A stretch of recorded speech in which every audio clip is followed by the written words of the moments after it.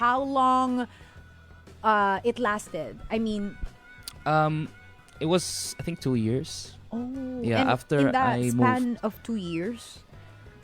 it was all the 2 years. Like first, it was like maybe 9 months of LDR or maybe 10 Okay. months, and then I moved to Spain for more than a year until it came to a tragic ending. Oh, what is the tragic story? Mm. What happened then?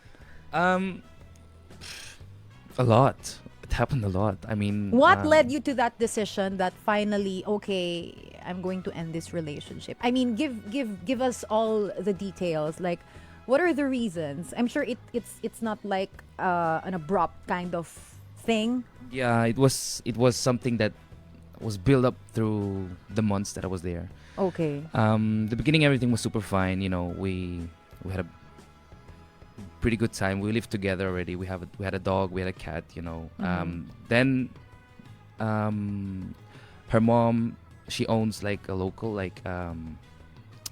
it's basically nothing. We built it up from scratch into a coffee shop.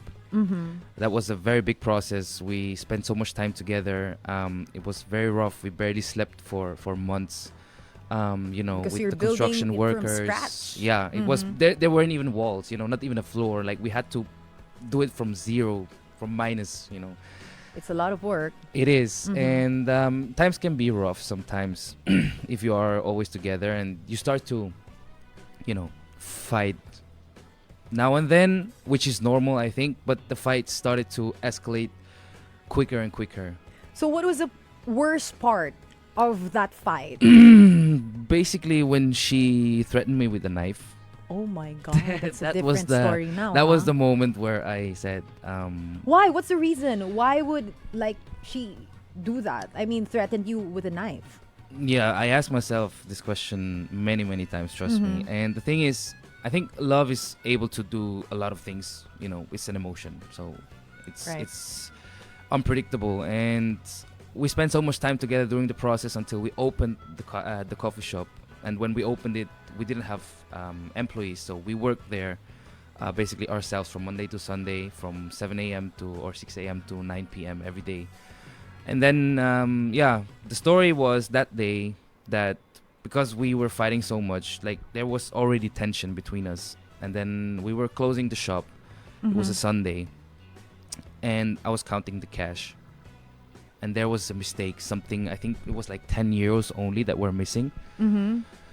And she kept telling me that I just close it like that. You know, she said, "You made a mistake. You made a mistake." You know, and I was like, "No, let me just recount it again. I want to be sure about you know, if we really have a deficit of the money." Right. And yeah, she kept telling me like it's my fault. I did a mistake. Blah blah blah. So I was annoyed because I was counting the money, and so I told her to be quiet, please, because I need to be focused. You know, to count the money, and she didn't like that, obviously. That All right. I told her to be quiet. So she came to me. She approached me from the back, and she boxed me in the back. Like she punched me in the back Oh my first. God. And then I turned around and I looked at her, and I said, "Did you really just punch me? Like, you know, because we're having a discussion." And then she said, "Who do you think you are telling me these kind of things? Blah, blah, blah, blah, blah."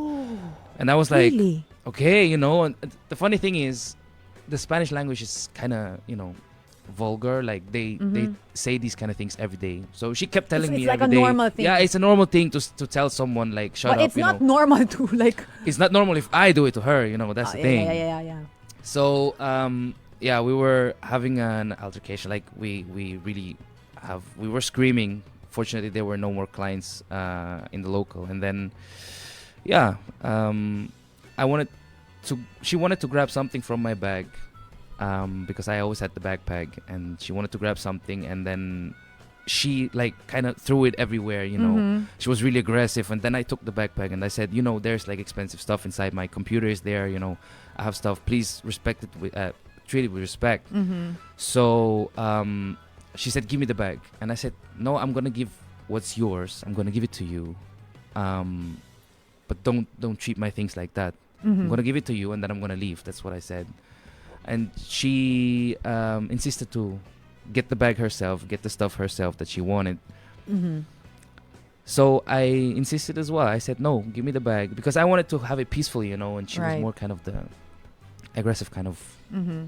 girl.